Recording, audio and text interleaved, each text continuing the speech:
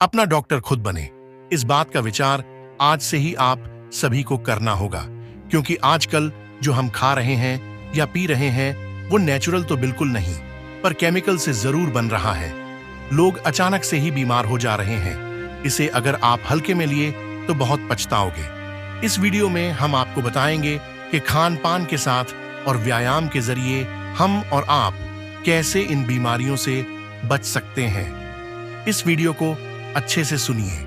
इसमें आपको बहुत सी कमियां नजर आएंगी जो आप कर रहे हैं। चलिए शुरू करते हैं। दोस्तों, इंसान हमेशा से कभी न कभी बीमारियों से घिरता ही है, जिसका इलाज पहले के जमाने में फूल और वनस्पतियों से औषधि बनाकर किया जाता था, और आज के आधुनिक समय में औषधि की जगह अलग अलग केमिकल कंपोनेंट से बनी दवाइयों और इंजेक्शंस ने ले ली है, जिन्हें इस्तेमाल करने के बाद हमें अपनी बीमारी से राहत मिलने लग जाती है। लेकिन इसका मतलब ये भी नहीं है कि हजारों सालों से जो वनस्पति और ऑर्गेनिक चीजें बीमारी के इलाज में इस्तेमाल की जाती थी, आज उनकी कोई इम्पोर्टेंस नहीं रह गई है।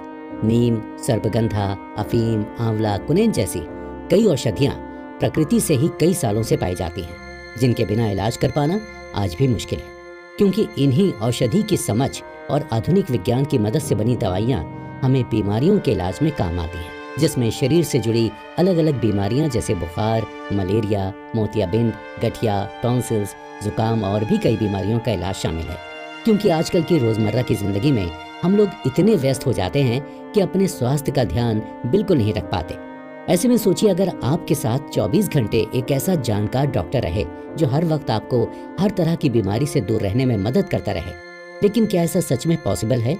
जी बिल्कुल है। बुद्धचन हेल्थी ये चैनल आपको हर समय आपका और आपके परिवार का ख्याल भी रखेगा। इसमें सिर्फ छोटे बीमारियां ही नहीं, बल्कि बड़ी बीमारियों को भी ठीक करने का उपाय बताया गया है। प्रमुख संक्रामक रोग वायरल बुखार कुछ और नहीं, ज्वर का एक खास वर्ग है। इसके सदस्य कई प्रकार के वायरस हैं जो किसी भी समय सक्रिय होकर वातावरण में फैल जाते हैं और हर तरफ अपना प्रकोप दिखाते हैं। जिसे देखो वही उनकी पकड़ में आ जाता है और कुछ दिनों के लिए सर्दी, जुकाम, गले की खराश और ज्वर से पीड़ित होकर बिस्तर से बंध जाता है। बुखार उतरने के बाद भी कई हफ्ते तक कमजोरी, थकान और अवसाद की दशा बनी रहती है, लेकिन फिर धीरे धीरे स्थिति अपने आप संभलने लगती है। वायरल बुखार क्या है और ये कैसे होता है? वायरल बुखार कई प्रकार के वायरसों से होने वाला ज्वर है, जिनमें लगभग एक ही तरह के लक्षण पाए जाते हैं।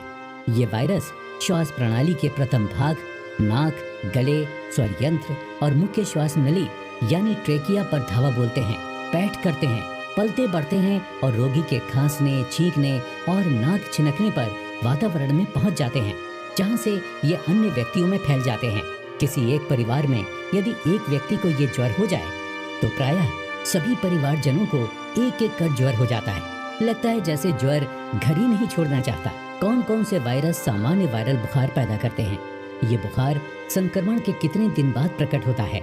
Adeno virus, coxsackie virus, echo virus, influenza virus, parainfluenza virus, RSV और राइनो वायरस कुछ ऐसे प्रमुख वायरस हैं जिनसे वायरल बुखार फैलता है। इनमें से हर वायरस का संक्रमण काल अलग अलग है। सबसे कम 1 से 3 दिन इन्फ्लुएंजा वायरस का है और अधिक से अधिक 7 से 14 दिन कॉक्सेकी वायरस का है।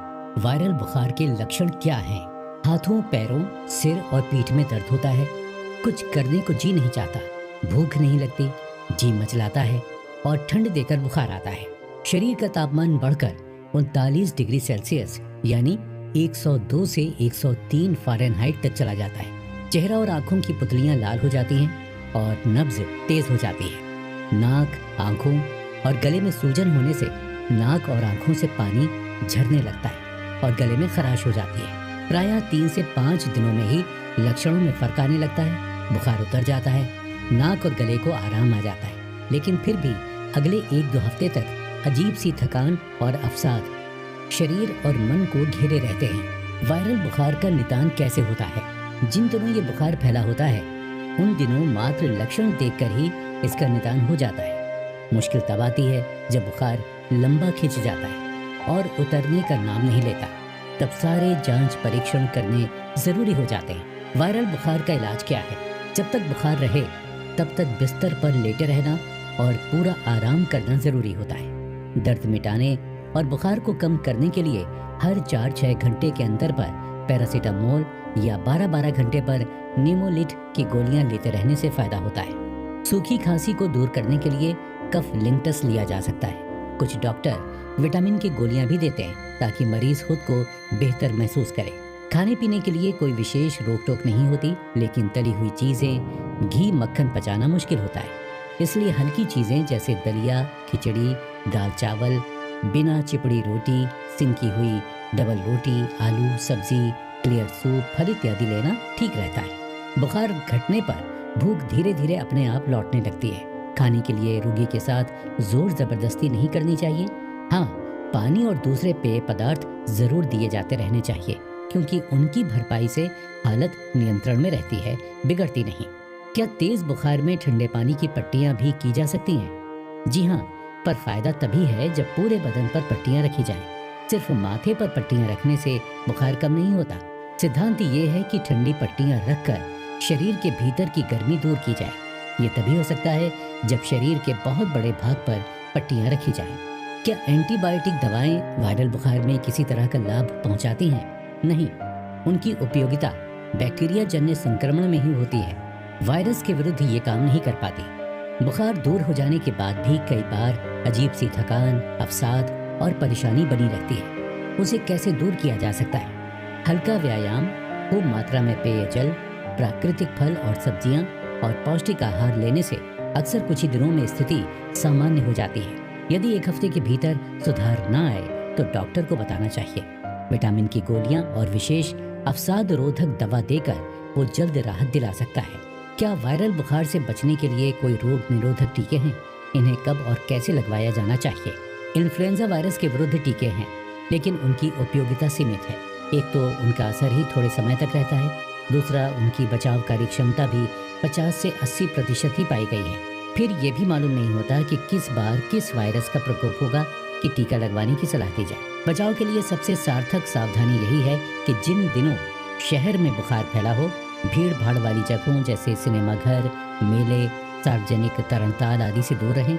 स्कूल, कॉलेज, दफ्तर में जिस किसी को बुखार आए वो घर पर रहकर पूरा आराम करे, ताकि बुखार हवा में ना फैले और लोग उसके प्रकोप से बच सकें। मियादी बुखार, टाइफाइड फीवर, एंट्रिक फीवर, मोतीझरा। टाइफाइड का बुखार किसी एक मौसम का जीव नहीं है, ये तो 12 मास किसी भी समय हो सकता है। इसलिए बुखार के हर ऐसे मामले में जिसमें बुखार अधिक दिन तक बना रहता है, इसकी तहकीकात जरूरी हो जाती है। खून की जांच से स्पष्ट पता चल जाता है कि इसकी पैठ भीतर हो चुकी है। तब असरकारक एंटीबायोटिक दवाओं और सही देखभाल से मरीज की बीमारी दूर की जा सकती है। टाइफाइड बुखार क्या है और ये कैसे होता है? टाइफाइड एक खास प्रकार के बैक्टीरिया साल्मोनेला टाइफी से होने वाला ज्वर है। यही मोतीझरा, मियादी बुखार और आंत्र ज्वर है, और यही एंट्रिक फीवर। किसी समय ये बहुत गंभीर रोग समझा जाता था, पर प्रभावशाली एंटीबायोटिक दवाओं के आने के बाद से अब इसका इलाज काफी आसान हो गया है। दरअसल ये एक संक्रामक रोग है। इसे पैदा करने वाला सूक्ष्म जीव साल्मोनेला पीने के पानी, भोजन, फल, सब्जी और दूध में छिपकर आदमी की आंत में पहुंचता है और बढ़ने लगता है। इसकी पैठ के 10 से 15 दिनों बाद बुखार आ जाता है और टाइफाइड के अन्य लक्षण प्रकट होते हैं। साल्मोनेला बैक्टीरिया खान पान की चीजों में कैसे पहुंचता है? साल्मोनेला टाइफी सिर्फ आदमी में ही अपना ठिकाना बनाता है। टाइफाइड के मरीज में ये नामुराद लाखों की संख्या में होता है, लेकिन कुछ लोगों में ये धूर्त बगैर कोई रोग पैदा किए यूं ही लुका छिपा पड़ा रहता है। अतएव इन दोनों ही वर्ग के लोगों से ये दूसरों को जा सकता है। ये उनके मल और मूत्र में छिपा रहता है। लघु शंका और शौच जाकर ठीक से हाथ ना धोने पर उनके हाथ दूषित रह जाते हैं और ये खान पान की चीजों में चला जाता है, जिससे दूसरों को भी रोग हो जाता है। तंग गंदी बस्तियों में जहाँ लोग खुले में शौच जाते हैं और हर जगह मक्खियां भिनकती रहती हैं, साल्मोनेला का फैलाव मक्खियों से भी होता है। रेहड़ी खोमचों पर खुली बिकने वाली खाने पीने की चीजें जैसे कटे हुए फल, चाट पकौड़ी, मिठाई, फलों का रस, कुल्फी आदि में भी साल्मोनेला टाइफी और उस जैसे दूसरे बीमारी पैदा करने वाले बैक्टीरिया होने का हमेशा डर बना रहता है। शहरों में म्यूनिसिपैलिटी की ढिलाई से पीने का पानी भी दूषित हो सकता है। छोटी जगहों पर कुएं, हैंडपंप और तालाब का पानी भी साल्मोनेला से गंदा हो सकता है और महामारी फैला सकता है। टाइफाइड बुखार के लक्षण क्या हैं? ये बुखार शुरू में बिल्कुल फ्लू की तरह मालूम पड़ता है। सिर में दर्द और गले में खराश के साथ बुखार आता है, जो रोजाना थोड़ा थोड़ा बढ़ता जाता है और 40 डिग्री सेल्सियस तक पहुंच जाता है।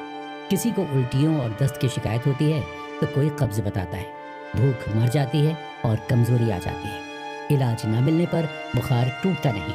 बुखार के दूसरे हफ्ते में कुछ मरीजों के पेट पर गुलाबी रंग के दाने दिखाई देते हैं। लगातार बुखार रहने और भीतर टाइफाइड टॉक्सिन बनने के कारण मरीज की हालत बिगड़ने लगती है, उनकी कमजोरी बढ़ जाती है और वो बेसुध सा पड़ा रहता है। तीसरे हफ्ते में आंत का जख्म फट जाने पर मरीज मरणासन हो जाता है। लेकिन ऐसी बदहालत गांव कस्बों में ही होती है, जहां बीमार को दवा देने के बजाय झाड़ फूंक जैसे टोटकों से इलाज की कोशिश की जाती है। ये कैसे पता लगता है कि किसी को टाइफाइड ही हुआ है? अनुभवी डॉक्टर मरीज के लक्षण, नब्ज और शारीरिक जांच से टाइफाइड होने का अनुमान लगा सकता है, पर निदान की पुष्टि के लिए मरीज के खून की जांच जरूरी होती है। बुखार का पहला हफ्ता हो तो मरीज के खून का नमूना लेकर साल्मोनेला टाइफी की जांच करने के लिए ब्लड कल्चर किया जाता है। जिन्हें एंटीबायोटिक दवा मिल चुकी होती है, उनमें जांच विश्वसनीय नहीं रहती। बुखार के दूसरे हफ्ते में मरीज के खून में एंटीबॉडी का स्तर नाप कर भी टाइफाइड का पता लग सकता है। ये विडाल टेस्ट ब्लड कल्चर जितना विश्वसनीय तो नहीं होता, लेकिन इसकी मदद से जटिल मामलों में ठीक निदान तक पहुंचा जा सकता है। टाइफाइड के इलाज में किन किन सावधानियों की जरूरत होती है? टाइफाइड के मरीज को पूरा आराम चाहिए होता है। बुखार के शुरू के दिनों में उसे बिल्कुल बिस्तर में लेटे रहना चाहिए। जो कोई उसकी सेवा शुश्रूषा करे, उसे ये ध्यान रखना चाहिए कि मरीज से उसे भी छूत लग सकती है। इसीलिए मरीज का बदन पोंछने के बाद या दूसरे किसी रूप में संपर्क में आने के बाद उसे अपने हाथ साबुन से जरूर धो लेने चाहिए। मरीज के खान पान पर भी पूरा ध्यान देने की जरूरत होती है। नरम तरल पदार्थ जैसे दलिया, खिचड़ी, साबूदाना, पोहा, दही, केला, पपीता इत्यादि उसे नियम से दिए जाने चाहिए, ताकि उसके शरीर में पौष्टिक तत्वों की पूर्ति होती रहे। उसे खूब मात्रा में तरल पदार्थ भी दिए जाने चाहिए। इससे उसे बेचैनी से राहत मिलेगी और कमजोरी कम महसूस होगी। मरीज की साफ सफाई पर भी ध्यान देना जरूरी है। उसे नहलाने में कोई हर्ज नहीं, बल्कि मरीज इससे बेहतर महसूस करता है। कमजोरी अधिक होने पर उसका बदन गीले कपड़े से पोंछा जा सकता है, लेकिन ये तौलिया किसी और के इस्तेमाल में नहीं आना चाहिए। दवा के रूप में डॉक्टर द्वारा बताई गई एंटीबायोटिक दवा पूरी मात्रा में और ठीक समय से लेनी बहुत जरूरी है। दवा की खुराक में अपने अंदाज से कटौती करना खतरनाक साबित हो सकता है। इससे ज्वर पैदा करने वाले रोगाणु जिंदा बच जाते हैं और उनकी तेजी से बन रही नई पीढ़ियों में ये ताकत आ जाती है कि फिर यही दवा उन पर असर नहीं कर पाती। इससे देखते ही देखते मामला बिगड़ जाता है और रोग से लड़ने के लिए कोई दूसरी कारगर एंटीबायोटिक दवा ढूंढनी जरूरी हो जाती है। पूरी दवा लेने से सामान्यतः बुखार 48 से 72 घंटों में उतरना शुरू हो जाता है, लेकिन पूरे इलाज के लिए दवा 2 हफ्ते तक लेनी होती है। दवा ठीक समय शुरू हो जाए तो रोग जल्दी काबू में आ जाता है और मरीज उसकी कष्टदायक जटिलताओं से बच जाता है। आज टाइफाइड रोगाणुओं के विरुद्ध कई प्रभावशाली दवाएं उपलब्ध हैं। इनमें एमोक्सिसिलिन, सिप्रोफ्लॉक्सासिन, ऑफ्लोक्सासिन, मोनोसेफ और सेफिक्साइम विशेष रूप से उल्लेखनीय हैं। लेकिन टाइफाइड की रोकथाम के लिए टीके भी तो लगाए जाते हैं। जी हाँ, टाइफाइड से बचने के लिए आज कई तरह के टीके उपलब्ध हैं। कुछ हैं जो सुई से लगते हैं। पहली बार ये 4 से 6 हफ्ते के अंतर पर 2 बार लगते हैं, फिर इन्हें हर तीसरे साल लगवाना होता है। लेकिन इधर कुछ वर्षों से टाइफाइड रोकथाम के टीके की गोलियां भी बाजार में आ गई हैं। ये टाइफा ओरल के नाम से मिलती हैं। 6 साल से अधिक उम्र का कोई भी व्यक्ति इनकी 3 खुराक ले सकता है। ये कैप्सूल खाने से कम 1 घंटे पहले लेना होता है और यदि आज इसकी पहली खुराक ली जाए तो आज से तीसरे दिन दूसरी और 5वें दिन तीसरी खुराक लेनी होगी। इसका असर 3 साल तक रहता है, फिर इसे दोबारा लेना पड़ता है। डेंगू। टाइगर मच्छर पर सवार होकर आने वाला डेंगू एक किस्म का विषाणु ज्वर है। ये देश के छिटपुट हिस्सों में पिछले 200 सालों से होता आया है, पर हाल के वर्षों में इसने अपना स्वरूप काफी बदल लिया है। एक तो अब ये देश के बहुत बड़े हिस्से में देखा जाने लगा है, दूसरा इसकी उग्रता भी बढ़ी है। इसका गंभीर रूप डेंगू रक्तस्रावी ज्वर घातक भी साबित होने लगा है। डेंगू ज्वर क्या है और ये कैसे होता है? डेंगू एक खास परिवार के विषाणुओं से होने वाला ज्वर है। इन विषाणुओं की 4 किस्में हैं, लेकिन व्यवहार में ये सभी एक जैसे हैं। ये विषाणु टाइगर मच्छर की लार ग्रंथि में सवारी करते हैं और मादा मच्छर के काटने से मनुष्य में पहुंच जाते हैं और 4 से 6 दिनों बाद उसे ज्वर से पीड़ित कर देते हैं। क्या डेंगू अन्य विषाणु ज्वर की तरह हवा से नहीं फैलता? जी नहीं। टाइगर मच्छर या उसका सही नाम लें एडीज इजिप्टियाई के बगैर डेंगू का विषाणु आदमी पर वार नहीं कर सकता। ये उसकी बड़ी कमजोरी है, जिसका फायदा उठाकर उस पर नियंत्रण पाया जा सकता है। डेंगू ज्वर के लक्षण क्या है? ये बुखार किसी भी उम्र के व्यक्ति को हो सकता है। शुरुआत सिर दर्द, कमर टूटने और कुछ अच्छा न लगने से होती है। ये लक्षण 1-2 रोज से होते हैं कि अचानक तेज बुखार हो जाता है, माथा जोरों से दुखने लगता है, आंखों के पीछे तेज दर्द होता है जो आंखों को हिलाने डुलाने पर बढ़ जाता है। पीठ तो दर्द करती ही है, मांसपेशियां और जोड़ भी भयंकर रूप से दर्द करते हैं। बहुत बेचैनी होती है, भूख मर जाती है और किसी भी चीज में स्वाद नहीं आता। कब्ज हो जाता है और पेट में दर्द भी हो सकता है। चेहरे, गर्दन और छाती पर खसरे के दाने जैसे उभार आ सकते हैं। बुखार अक्सर 39 से 40 डिग्री सेल्सियस 102 से 104 फ़ारेनहाइट के बीच रहता है और 5 से 7 दिन बाद टूटता है। इसके उतरने के बाद भी मरीज अपने को बिल्कुल पस्त महसूस करता है। डेंगू रक्तस्रावी ज्वर के लक्षण साधारण डेंगू ज्वर से किस रूप में भिन्न होते हैं? दोनों की शुरुआत एक जैसी होती है, लेकिन 1-2 दिन बाद रक्तस्रावी ज्वर में त्वचा की सूक्ष्म खून की नलियां फटने से शरीर पर जगह जगह खून इकट्ठा हो जाता है। कुछ मामलों में नाक, मुंह और मसूड़ों से और इक्का-दुक्का मामलों में पेशाब के साथ खून आता देख रोग की गंभीरता खुलकर सामने आ जाती है। इस बीच मरीज की बेचैनी भी तेज हो जाती है। अधिक गंभीर मामलों में भीतर ही भीतर रक्तस्राव होने से मरीज बेहोशी में चला जाता है और उसकी जान बचा पाना मुश्किल होता जाता है। पर जिन मामलों में पेचीदगियां पैदा होने से पहले ही संभाल हो जाती है और शरीर में द्रव की पूर्ति कर दी जाती है, उनमें धीरे धीरे मरीज स्वास्थ्य लाभ कर अच्छा हो जाता है। क्या डेंगू से मिलते जुलते लक्षण किसी दूसरे ज्वर में भी पाए जा सकते हैं? मलेरिया और डेंगू के बीच फर्क कर पाना कभी कभी अनुभवी डॉक्टर के लिए भी बहुत मुश्किल होता है। ऐसे में खून की जांच ही सही बीमारी का पता दे पाती है। लेकिन जब इस जांच से भी बात नहीं बनती, तब मलेरिया की दवा साथ में देना जरूरी हो जाता है। क्या कोई ऐसी जांच है जिससे डेंगू वायरस की निश्चित पहचान की जा सकती हो? हाँ, लेकिन ये विशेष टेस्ट सहज उपलब्ध नहीं है कि इन्हें हर मामले में किया जा सके। अतएव जिन दिनों में डेंगू किसी एक शहर में शुरू होता है, सिर्फ शुरू में ही कुछ बड़े चिकित्सा संस्थानों में ये टेस्ट किए जाते हैं। अधिकतर मामलों में निदान लक्षणों के आधार पर ही किया जाता है। पर जब कोई मामला अधिक उलझा हुआ नजर आता है तो डॉक्टर अक्सर मरीज के तमाम टेस्ट कराने में ही अच्छा ही समझते हैं। रक्तस्रावी ज्वर में अन्य जांच परीक्षणों के साथ साथ समय समय पर रक्त कणों की गिनती और रक्त जमने से जुड़ी खून की जांच भी बार बार दोहराई जाती है, ताकि जरूरी होने पर मरीज को समय से खून या खून जमने में काम आने वाले रक्त कण यानी प्लेटलेट दिए जा सके। डेंगू ज्वर का इलाज कैसे किया जाता है? ये उसकी उग्रता पर निर्भर करता है। साधारण डेंगू ज्वर का इलाज घर पर ही हो सकता है। बुखार और दर्द कम करने के लिए पैरासीटामोल की गोलियां 4-6 घंटे से ली जा सकती हैं।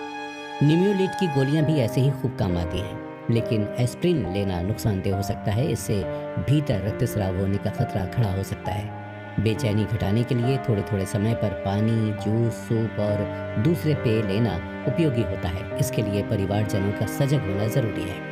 अधिक गंभीर मामलों में मरीज को अस्पताल में भर्ती करना पड़ता है।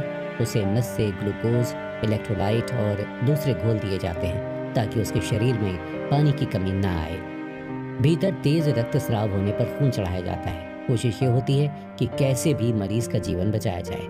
फिर भी हर मामले में ये कोशिश कामयाब नहीं हो पाती है।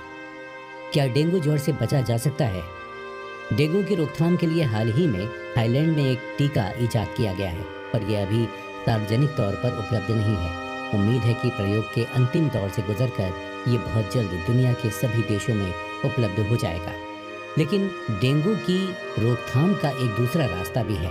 जनव्यापी प्रयास से इसके संवाहक एडीज इजिप्टाई मच्छर को खत्म करना मुश्किल नहीं है। इसके लिए कुछ आसान कदम उठाए जाने जरूरी हैं, जैसे घर में और आसपास पानी जमा न होने दें। मादा एडीज मच्छर कहीं भी और किसी भी चीज़ में थोड़ा सा पानी जमा होने पर उसमें अंडे देने के लिए आतुर रहती है।